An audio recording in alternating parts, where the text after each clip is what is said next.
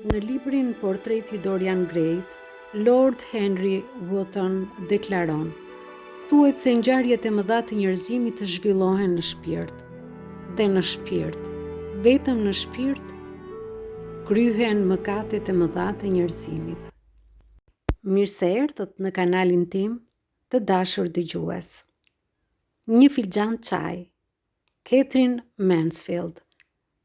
Përktheu dhe përshtati në gjuhën shqipe Ornela Pashaj.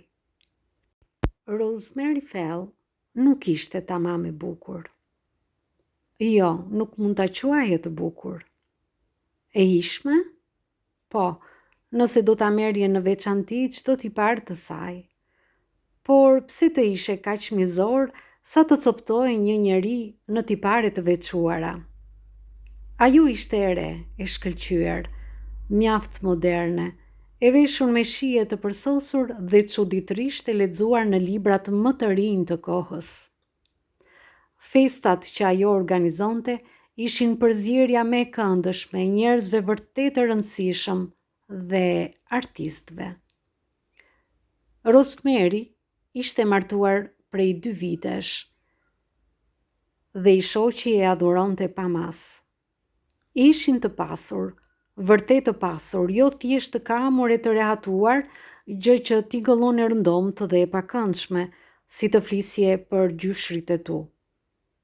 Nëse Rosemary donte të bënte pazar, shkonte në Paris, ashtu siç ti dhe unë do të shkonim në një qendër tregtare. Nëse donte lule, makina dalonte para asaj luleshitse së përsosur në Regent Street. Rosemary hynte brenda dhe vështronte përreth me atë mënyrën e saj të manitur, disi egzotike, pastaj thoshte: "Dua ato, edhe ato, edhe ato. Më jepni 4 tufa nga ato. Edhe atë vazon me trëndafila. Po, do t'i marr të gjithë trëndafilat në vazo. O, jo, jargavanët. I urrej jargavanët. Nuk kanë formë. Më jepni ata tulipanët e vegjël, trup shkurtër, të kuqt dhe të bardhët." Pas saj, deri te makina, vinte një shitëse e hollë, që mezi ecste nën peshën e një tufe të stërmadhe, mbështjell me letër të bardhë që dukej si një foshnjë me rroba të gjata. Një pasdite dimri, Rosemary hyri për të blerë diçka në një dyqan të vogël antikuarësh në Curzon Street. Ishte një dyqan që i pëlqente. Së pari sepse zakonisht e kishte pothuajse vetëm për vete. Pastaj, sepse burri që e mbante ishte marrëzisht i kënaqur sa herë ajo hynte.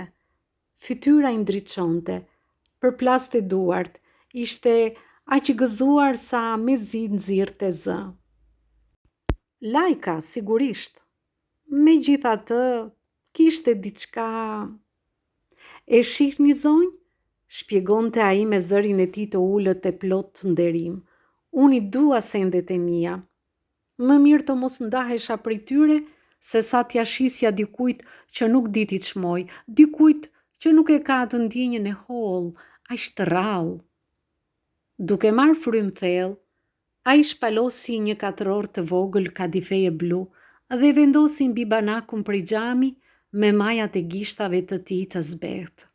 Ishte një kuti e vogël e malti, e punuar me aq mjeshtëri sa dukej sikur ishte pjekur në krem. E kishte ruajtur enkas për të. Ende nuk ja kishte treguar askujt. Mbi kapak, një figurë fare imët qëndronte në një pemë të lulëzuar, ndërsa një tjetër edhe me e vogël i kishte hedhur krahët rreth të qafës. Kapelja e saj, jo më e madhe se një petale mëllage, varej nga një deg. Kordelen e kishte të gjelbër. Mbi kokat e tyre pluskonte një re rozë, si një angjëll mbrojtës. Dhe ndërsa e rrotullonte kutin ngjyrë kremi, e hapte dhe e mbyllte, nuk mund të mos vinte re se sa hishëm dukeshin duart e saj mbi kadifen blu. Shitësi, në ndonjë skutë e errët të mendjes së tij, ndoshta kishte guxuar të mendonte të njëjtën gjë. Ai mori një laps, u përkul mbi banak dhe gishtat e tij të zbehtë, pa pikë gjaku, u zvarritën me druajtje drejt atyre gishtave roze vezullues, ndërsa pëshpëriti. Nëse më lejohet, t'ja vë në dukje zonjës, lulet mbi bustin e zonjushës së vogël, sa e këndshme. Rosemary admiron të lulet, po sa kushton? Për një qast, shitsi nuk dukej se e dëgjoj, pastaj një pëshpërim më mbërriti deri tek ajo. 28 gine, zonjë. 28 gine. Rosemary nuk dha asnjë shenjë. E uli kutinë e vogël dhe mbërtheu përsëri dorezat. 28 gine. Edhe si kur të ishe i pasur, ajo u duke hutuar. Vështrimi i mbeti tek një brik çaj rumbullakët e topolak që qëndronte pas kokës së shitësit dhe i ngjante një pule të shëndosh. Pastaj, me zërin nëndërrimtar u përgjigj.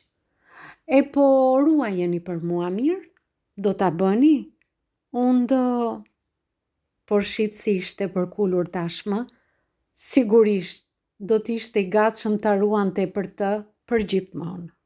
Rosemary ndodhe jashtë, në shkallë, duke vështruar pas ditën dimërore, po binte shi dhe bashkë me shiun, dukej sikur kishte ardhur edhe errësira, që zbriste vrrullshëm si hi. Në ajër ndihej një shije e ftohtë, e hidhur. Edhe llambat ende të pandezura dukeshin të trishtuara. Të trishtuara ishin dhe dritat në shtëpit përballë. Digjeshin zbehtë, sikur të pendoheshin për diçka. Njerëzit nxitonin të kalonin, të fshehur nën çadrat e tyre të shëmtuara.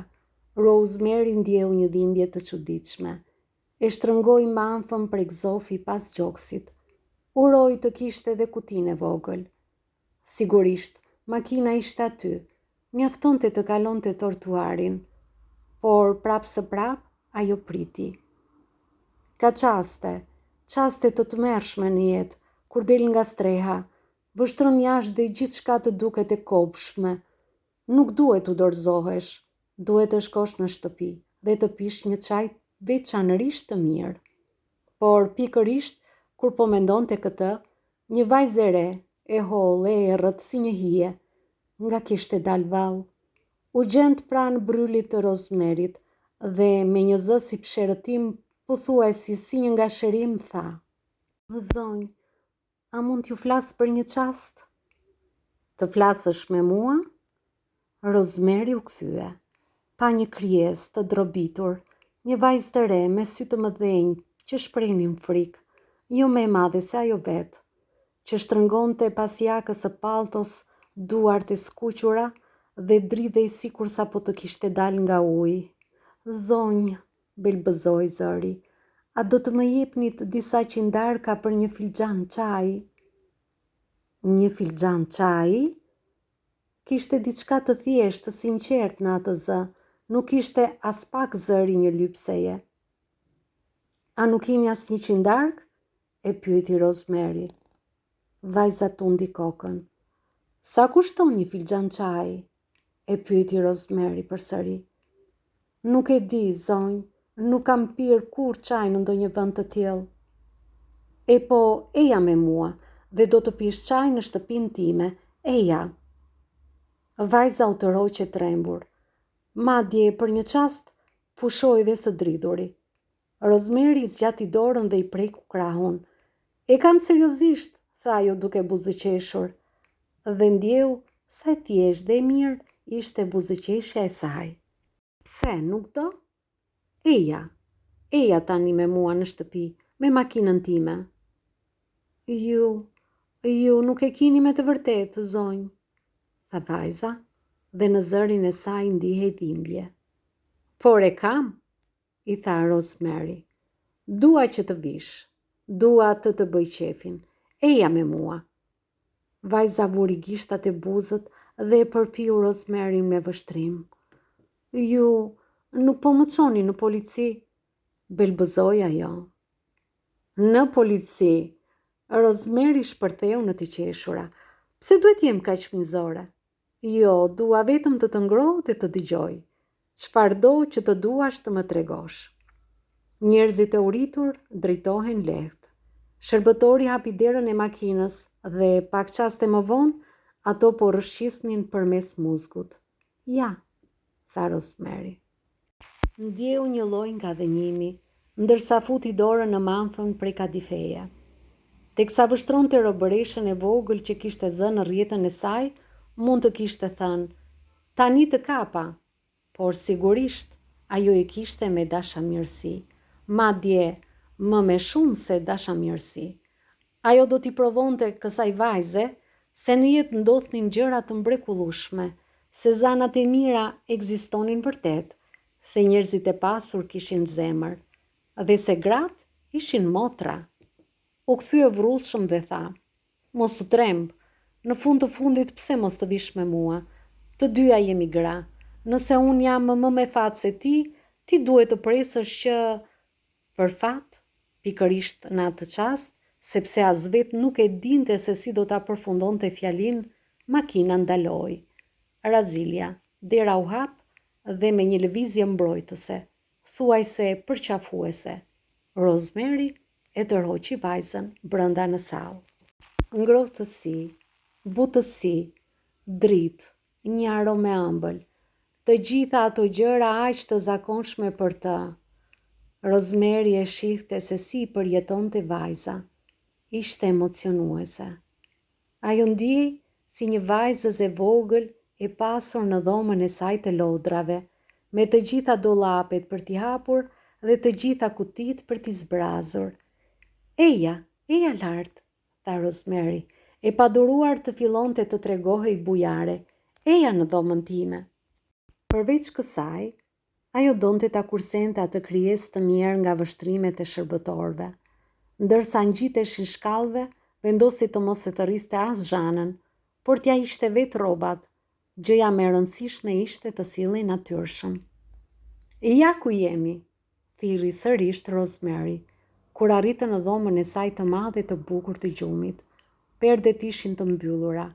Zjarri kërcente mbi mobiljet e saj të mrekullueshme të llakuara, ndërsa jastëkët e artë dhe qilimat të ngjyra guliçe e blu i jepnin dhomës një shkëlqim të veçantë. Vajza duke i turrullosur, por Rosemary nuk e vrau mendjen për këtë. Eja, dhe ulu, thirri ajo duke tërhequr koltukun e saj të madh pranë zjarrit. Ulu në këtë koltuk të rehatshëm, eja të ngrohesh, dukesh tmerrsisht e ftohur. Nuk guxoj, zonjë, tha vajza dhe u tërhoq pas. O, të lutem, Rosemary u turr drejt saj. Nuk duhet të trëmbesh, vërtet nuk duhet. Ulu dhe sa po të kem hequr rrobat, do të shkojmë në dhomën tjetër. Do të pijmë çaj dhe do të rrim ngrohtë e rehat. Pse ke frikë? Dhe me butësi e uli përgjysëm trupin e hollë në thellësinë e koltukut. Por nuk mori asnjë përgjigje. Vajza qëndroi pikërisht ashtu, siç e kishte vendosur Rosemary, me duart anash dhe gojën paksa të hapur, për të qenë krejt e sinqert duke i disi e trash, por Rosemary nuk pranoi ta shihte kështu. U përkun mbi të dhe i tha, nuk do ta heqësh kapelën? Flokët e tu të bukur janë bërqull dhe njeriu ndihet shumë rehat pa kapela, apo jo? U dëgjua një përshpërim që tingëllonte si shumë mirë, zonjë, dhe kapela e shtypur u hoq. Të ndihmoj dhe me pallton, tha Rosemary. Vajza u ngrit, por me njërën dorë u mbajt pas koltukut dhe e la Rosemaryn ta tërhiqte. Dora tjetër mezi e ndihmoi. Ajo dukej sikur lëkundej, si një fëmijë, dhe në mendjen e Rosemaryt erdhi dhe iku mendimi se nëse njerëzit donin që t'i ndihmoje, duhej të përgjigjeshin pak, qoftë edhe fare pak, përndryshe gjithçka bëj vërtet e vështirë, tepër e vështirë. Po tani ç'të bënte me pallton? E hodhi në dysheme, bashkë me kapelën. U bë gati të merrte një cigare nga oxhaku, kur vajza tha shpejt, por me një lehtësi dhe çuditshmëri të pazakontë. Më falni shumë, zonjë, por po më bie të fikët. Do të rrëzohem, zonjë, nëse nuk ha diçka. Zoti i madh, si harrova. Rosemary u turr drejt ziles. Çaj, me njëherë çaj, dhe pak brendi me njëherë. Shërbëtorja ishte larguar përsëri, por vajza gati sa nuk thirri. Jo, nuk dua brendi, nuk pi kur brendi, dua një filxhan çaj, zonjë, dhe shpërtheu në lot. Ishte një çast i tmerrshëm dhe magjepsës.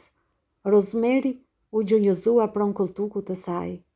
Mos qaj, krijese gjori, tha. Mos qaj. Dhe i dha shamin e saj prej dantele. Në të vërtet, ishte prekur për te çdo fjale. I hodhi krahun rreth atyre shpatullave të holla, si te një zogu. Më në fund, vajza harroi drojën. Harroi gjithçka, përveç faktit se të dyja ishin gra dhe nxori me gulqim. Nuk mund të vazhdoj më kështu. Nuk e duroj dot, do t'i jap fund jetës. Nuk munde më. Nuk do të duhet. Unë do të kujdesem për ty. Mos qaj më. A nuk e shet që gjë e mirë ishe që më takove? Do të pim çaj dhe do të më tregosh gjithçka. Pastaj do të rregulloj diçka, të premtoj. Mos qaj më, të lutem. Është kaq raskapitse.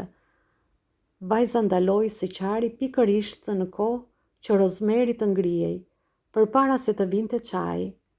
Ajo urdhëroi të vendosnin tryezën mes tyre.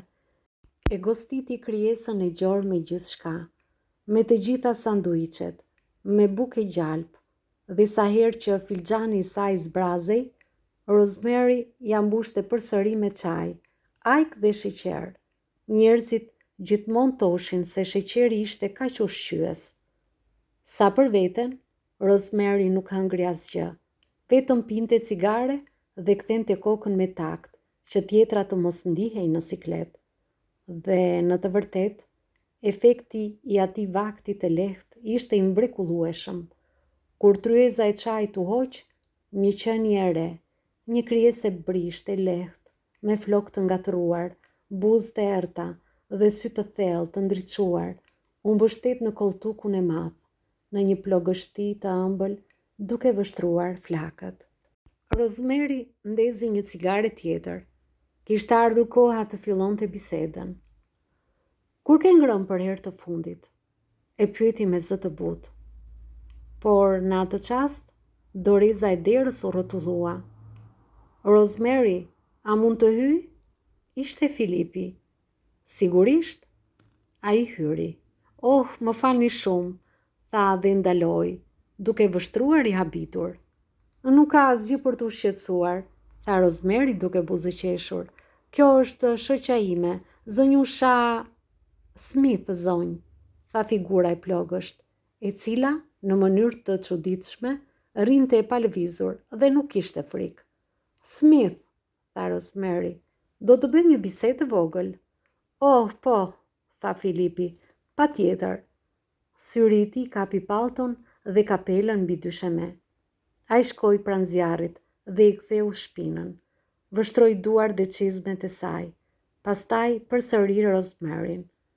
Po apo jo? Tha Rosemary me entuziazëm. Filipi vuri buzën në gaz. Në të vërtet, tha ai, doja të vije për një çast në bibliotekë. A do të vish? A do të na mirëkuptoj zonjusha Smith? Sytë e mëdhenj u ngritën drejt tij, por Rosemary u përgjigj në vend të saj. Sigurisht që do të na mirëkuptoj. Dhe të dy dolën bashk nga dhoma. Dëgjo, tha Filipi kur mbetën vetëm. Ma shpjego, kush është ajo? Ç'kuptim ka e gjithë kjo? Rosemary, duke qeshur, u mbështet te dera dhe i tha. E mora në Curzon Street. Vërtet, është një rast i vërtet. Më kërkoi çmimin e një filxhani çaji dhe unë e solla me vete në shtëpi. Po, ç'do të bëhet me të? Thirri Filipi. Sillu mirë me të, tha shpejt Rosemary. Sillu jashtë zakonisht mirë, kujdesu për të. Nuk e di se si. Ende nuk kemi folur, por tregoja, trajtoje, bëje të ndihet. Vajza ime dashur, tha Filipi, ti e krejt e marrë, di? Kjo thjesht nuk mund të bëhet. E dija që do ta thoshe këtë, ja ktheu Rosemary. Po pse jo, unë dua ta bëj. A nuk është kjo një arsye? Përveç kësaj njeriu lexon gjithmonë për gjëra të tilla. Unë vendosa, por, tha Filipi ngadalë duke prerë majën në një cigare. Ajo është jashtëzakonisht e bukur. E bukur? Rosemary u habit aq shumë sa u skuq. Vërtet mendon kështu? Unë nuk e kisha menduar. Zoti i madh. Filipi ndezi një shkrepse. Ajo është absolutisht e mrekullueshme. Shikoje përsëri e dashur. U mbeta pa fjalë kur hyra pak më parë në dhomën tënde. Megjithatë, mendoj se po bën një gabim të tmerrshëm. Më fal e dashur nëse po tregohemi pak dhëndur e të tjera si këto, por më njofto nëse zonjusha Smith do të haj darkë me ne, që të kem kohë të shfletoj gazetën The Millionaire. Krijesë absurde je, tha Rosemary dhe doli nga biblioteka. Por nuk u kthye në dhomën e saj të gjumit. Shkoi në dhomën e shkrimit dhe ul në tryezën e saj. E bukur, absolutisht e mrekullueshme. Filipi kishte mbetur pa fjalë. Zemra i rrihte si një këmbane e rëndë. E bukur, e mrekullueshme. Ajo tërhoqi drejt vetes bllokun e çeqeve. Por jo, sigurisht. Çekët nuk do t'i hynin në punë. Hapi një sirtar dhe nxori 5 kartë monedha nga një pound. I vështroi. Pastaj 2 prej tyre i futi përsëri në sirtar. Duke shtrënguar në dorë 3 të tjerat, u kthye në dhomën e gjumit. Gjysmore më vonë, Filipi ishte ende në bibliotekë kur hyri Rosemary. Doja vetëm të thosha, tha ajo. U mbështet sërish te dera dhe vështroi me atë vështrimin e saj të manitur dhe egzotik. Zonjusha Smith nuk du të haj darkë me ne sonte. Filipi uli gazetën. Oh, në ç'dodhi? Kishte ndonjë angazhim të mëparshëm? Rosemary ju afrua. Këmbguli të largohej, tha ajo. Kështu që i dhash asaj krijese të gjorë ca para si dhurat. Nuk mund ta mbaja kundër dëshirës së saj, apo jo? Shtoi me zë të ulët. Rosemary sapo kishte rregulluar flokët, i kishte jëzuar pak syt me laps dhe kishte vendosur varsen e perlave. Ngriti duart dhe i preku faqet Filipit. A më pëlqen? E pyeti ajo. Toni zërit të saj i ëmbël, pak i ngjirur dhe i trazuar, e vuri atë në siklet. Më pëlqen jashtëzakonisht shumë, tha ai dhe shtrëngoi më fort. Më puth. Pasoi një heshtje. Pastaj Rosemary tha. Sot pash një kuti të vogël magjepsëse. Kushtonte 28 gine. A mund ta ble? Filipi e uli në prehër. Mund ta blesh o xhep shpuara ime vogël, tha ai. Por kjo nuk ishte ajo që Rosemary donte vërtet të thoshte. Filip, pëshpëriti ajo dhe ja mbështeti kokën në gjoks. A jam e bukur?